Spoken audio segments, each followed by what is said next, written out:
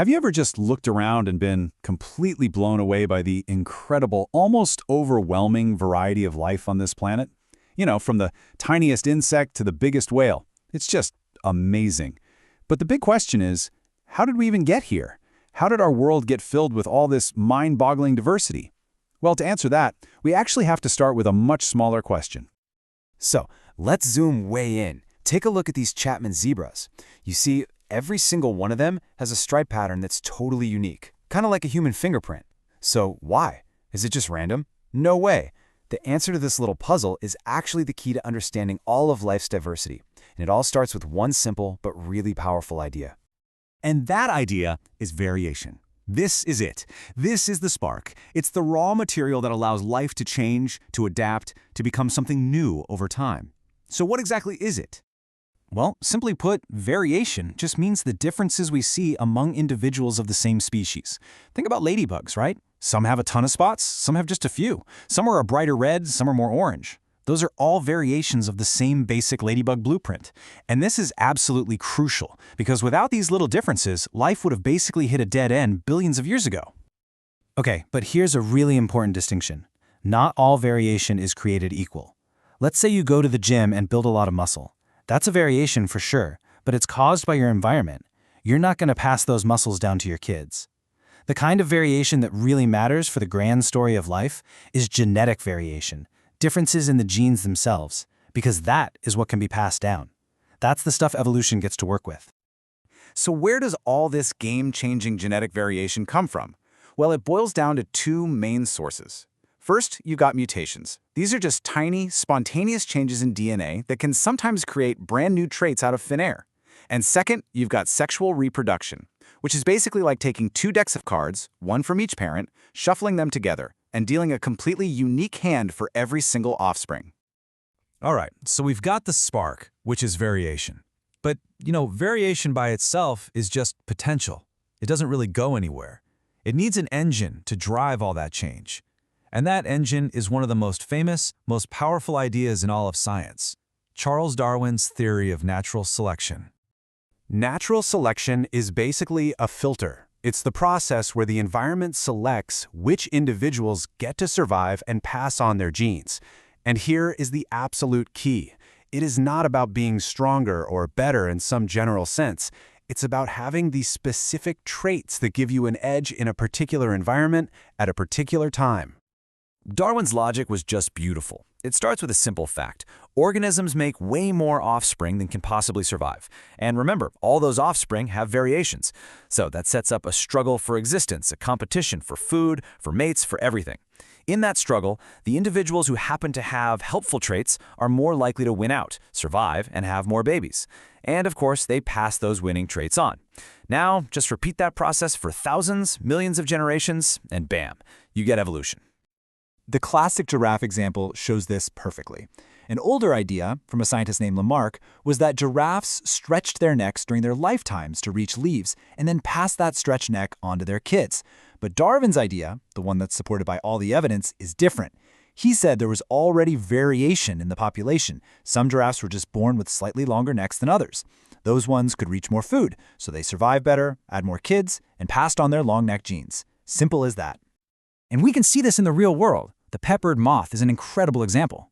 Before the Industrial Revolution, on clean, light-colored trees, the light-colored moths were perfectly camouflaged from birds. They survived. But then, pollution covered all those trees in dark soot, and suddenly, the dark-colored moths had the advantage. The fittest trait completely flipped, all because the environment changed.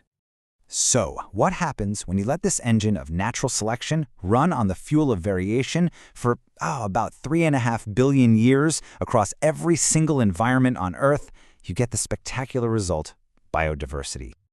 Biodiversity is the big picture. It's the grand total of all that variation across all the species living in all the different habitats on our planet. You can think of it as the complete library of life. And we can look at this incredible library on 3 different levels. You've got genetic diversity, that's the variety within a single species, like our zebras with their unique stripes. Then there's species diversity. That's the number of different types of species in one area. And finally, you have ecosystem diversity, the variety of whole habitats, like forests, coral reefs, deserts, and so on. And there is probably no better place on Earth to see this whole process in action than the Galapagos Islands. This isolated chain of islands, each with its own little microenvironment, acted as the perfect natural laboratory where Darwin could literally watch evolution unfold. So here's the puzzle that Darwin stumbled on. A long, long time ago, a single species of finch somehow made its way to the islands from the mainland. But today, there are more than a dozen different species of finch there. How did one turn into so many? It's the exact same story we've been talking about, just on a grander scale.